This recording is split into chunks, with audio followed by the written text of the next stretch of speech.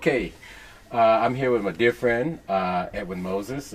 We grew up together. He knew me since I was 8 years old. Yeah. And everybody knows his reputation in the world of the Olympian and also the world of charity. The first Olympic was 1976? 76. And that was a different era, wasn't it? Very different era. And let's see, if I You were probably about 14, 15 years old. something like that. Yeah. And the president was Gorbachev, right? No. Was it Gorbachev? No, it was It was Brezhnev. Brezhnev, yeah. After Khrushchev, Brezhnev, then Gorbachev. Andropov. Andropov. Yes, He was in there at that time with Nixon, Andropov. yeah, that's right. Richard Nixon. So 76, you won. Then 1980, we had the boycott. The boycott, we didn't go to Russia. Jimmy Carter. Absolutely. And then 1984, you come back. You know, LA Olympics. But you're on the neon lights in Central Times Square.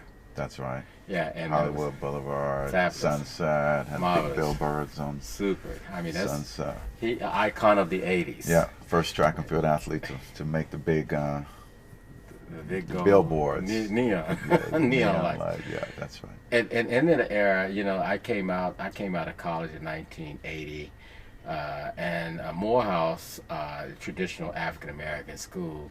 My school was Wiley College, oldest African American school west of the Mississippi, which Denzel Washington did the Great Debaters. That's right. But it was like kissing cousins, you know, it was all one big family.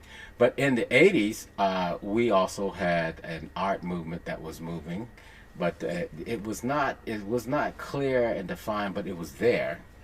You know, I've got to meet, they became friends of mine, Jacob Lawrence, of course, Ed Clark, and then a few others. But when I went to Skowhegan in 1996, I never heard of Basquiat, but I did because you picked me up. You remember Tijuana? That's right. That's right. The Mexican police had robbed me out of the hotel, believe it or not. And I had to get him out. He had to pick me up from Tijuana, and I had these funky tennis shoes, which were not Converse. And we got to your place at Laguna Beach. Yeah. Well, And you showed me this picture of, what do you think about this brother's pictures? yeah. Because my picture was large between. That's right. The green one. The one I did. forest. 76. That's yeah. right. And you mentioned Basquiat. I said, who's that? Because I was Yeah. pissed off. Yeah. I've been robbed. But years later, in 1996, to go back to 1996, I was at Skowhegan.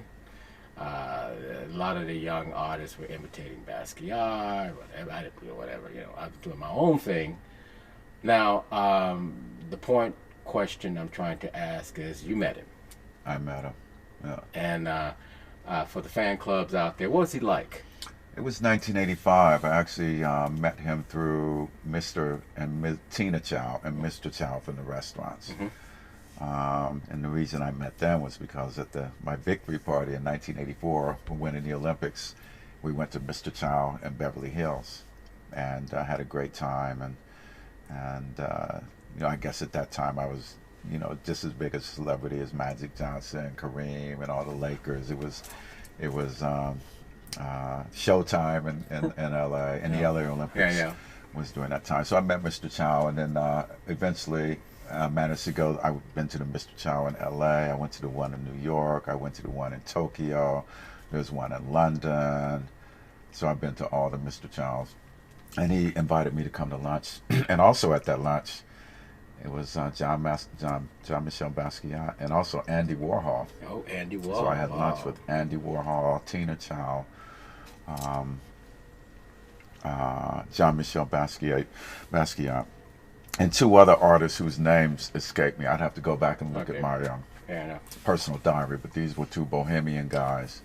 They were all black, and they were very famous in that Andy Warhol movement at the time. Jean-Michel Basquiat was apparently, you know, one of the first artists of color to be adopted by the Warhol movement.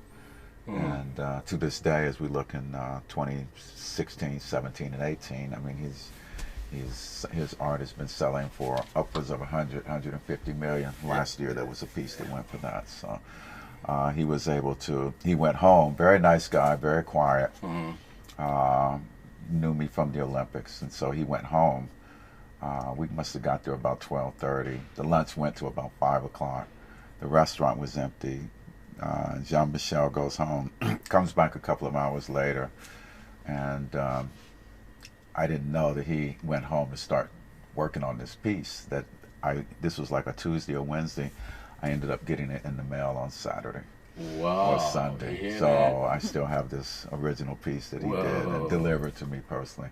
And I'm sure I never threw away the wrappings. But your brother was there. Archie was there in California when we went to the Larry Gagosian galleries before Larry got established in New York. But there was a Basquiat showing at his galleries, huge. It was massive. I think it was the biggest and the first major Basquiat exhibition in LA. And it was at Larry Gagosian. So Larry was there too. And he asked me, did I get the picture? Archie was one of the first ones to see it. So I've had it since 1985, which is what, 33 years now. Still have it, yeah.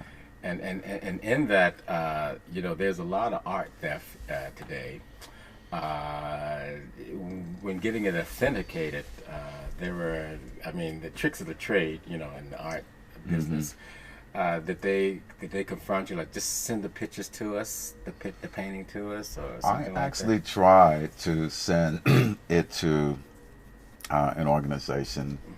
I'm not going to say the name, but I never heard back from them. However, I am sure that Larry Gagosian will vouch for me. Your brother will vouch for me, and I'm absolutely sure that somewhere in my archives I still have the original wrappings and everything. But it's the real thing. It's the real thing. And if it's not, then if someone were to claim that it wasn't, then I think the proof would be, why would he do this at this particular point in time? Pick this subject matter.